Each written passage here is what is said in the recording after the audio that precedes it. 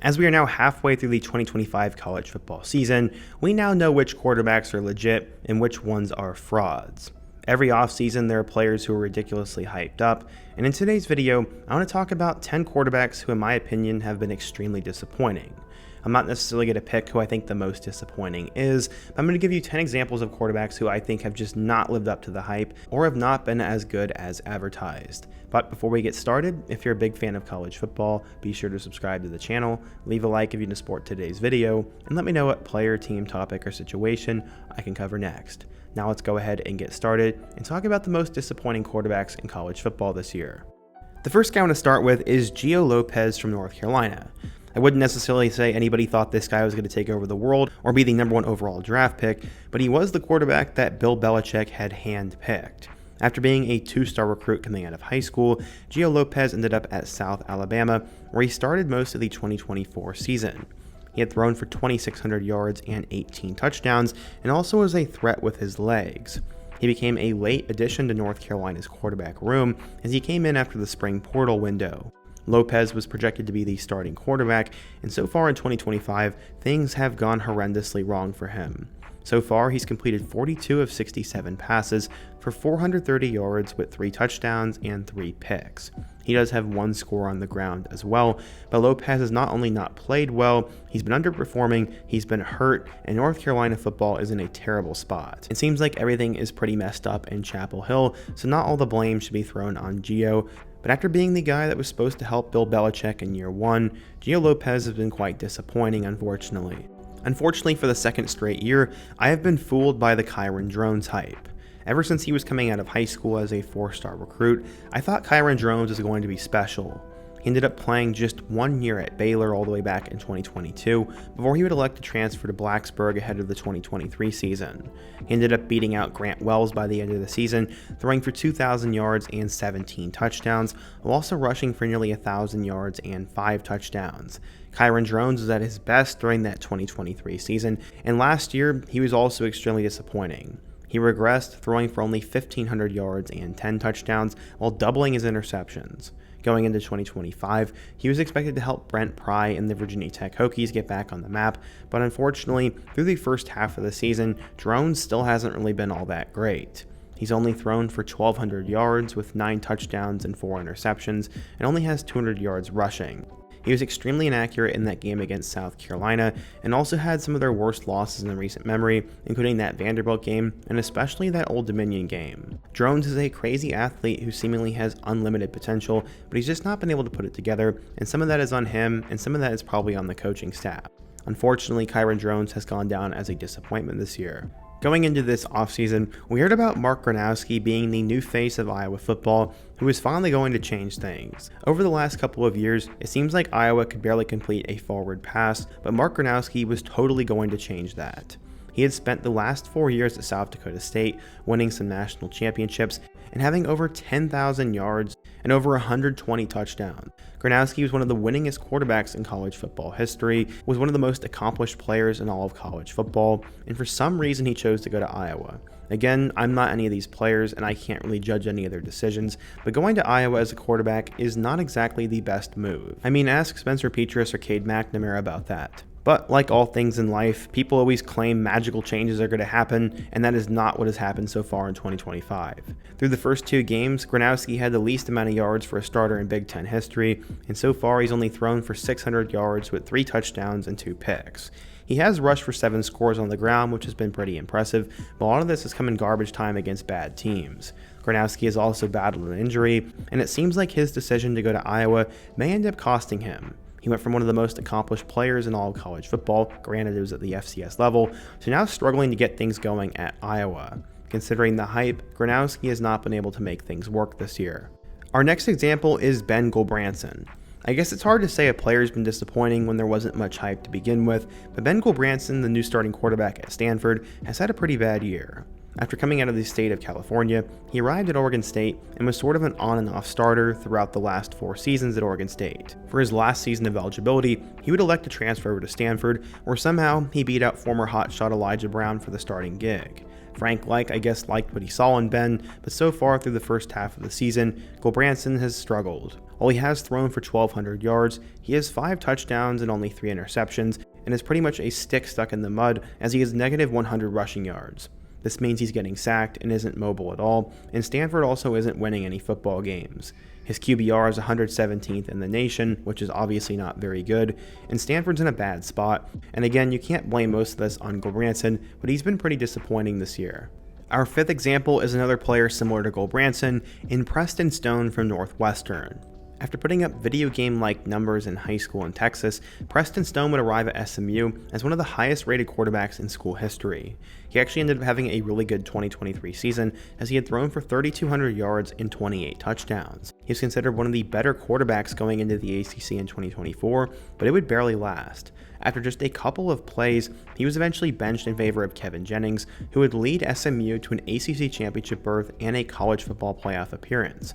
Preston Stone was stuck on the bench, but he was still a good quarterback, many thought. They thought that the Mustangs had 2 incredible quarterbacks instead of just one, so when he decided to transfer over to Northwestern, he could maybe solve Northwestern's quarterback blues.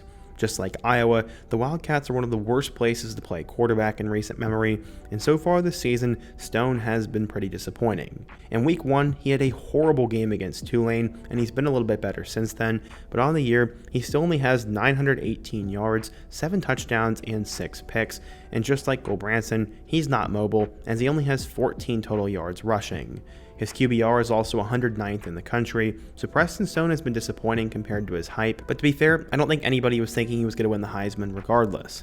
The 6th guy I want to talk about today is DJ Lagway. He was the #1 quarterback recruit in the country at one point, but so far this year, he has not been able to put things together.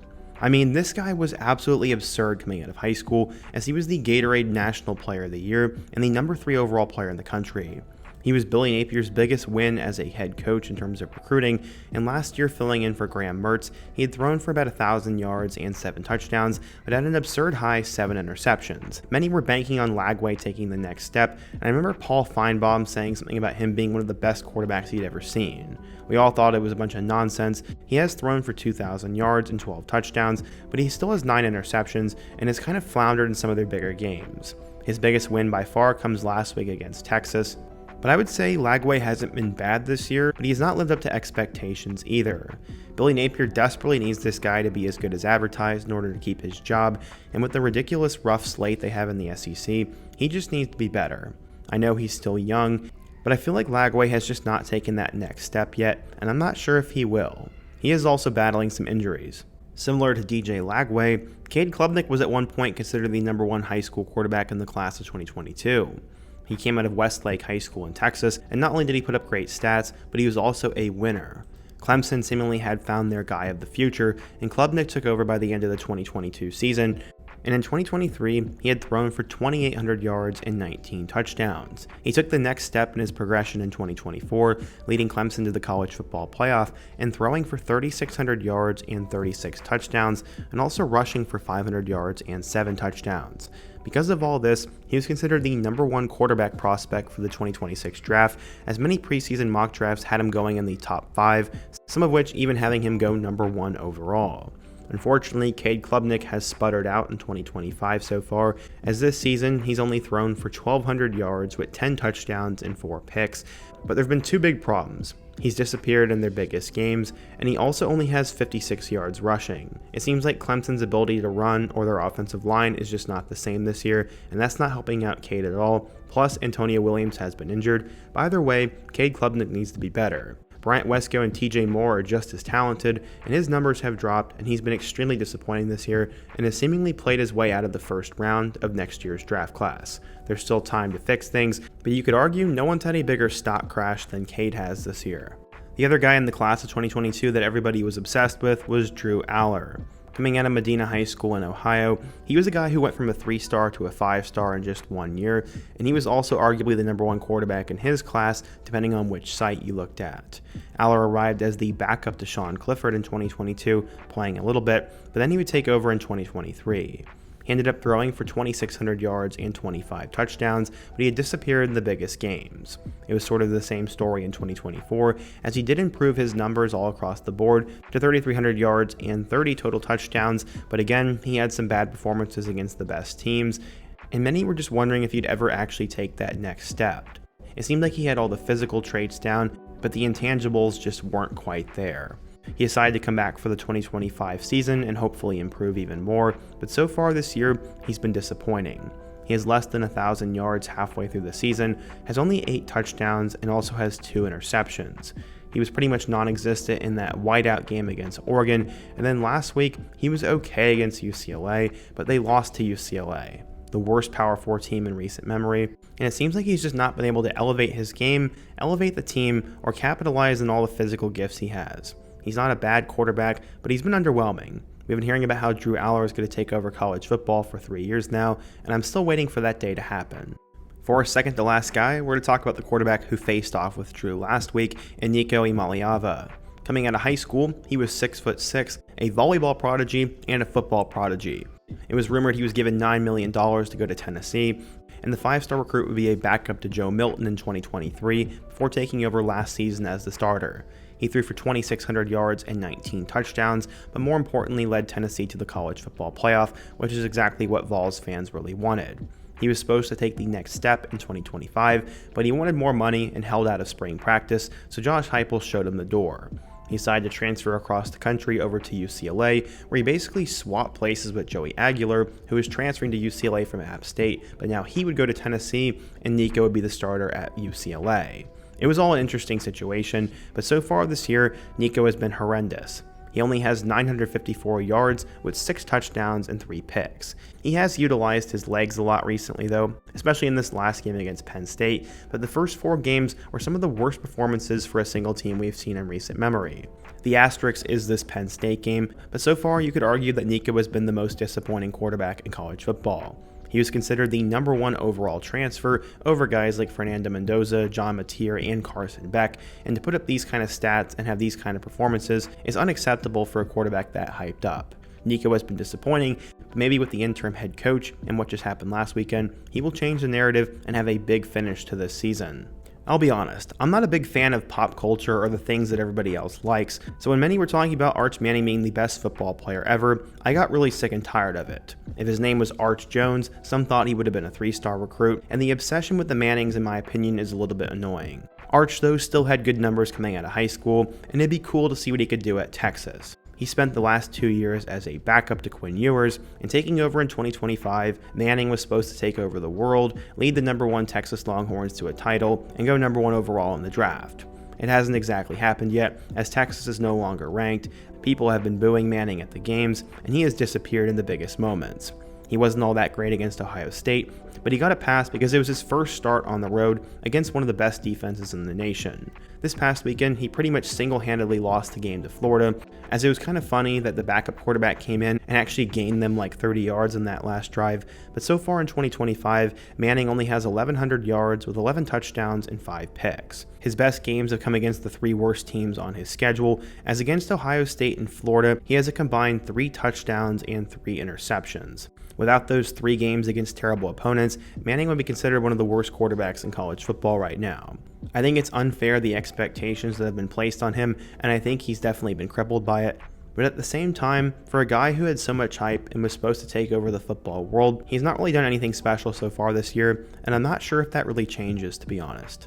So yeah, today we talked about the 10 most disappointing quarterbacks in college football this year, and if I had to take a pick, it would definitely be Arch Manning, but what do you guys think? Who's the most disappointing quarterback in college football? Who's the guy I didn't put on the list? And what topic should I do next? Be sure to let me know down below. Leave a like if you want to support today's video, subscribe if you're new, and check out one of the videos on the end screen. Hope to see you guys again soon, but until next time, peace.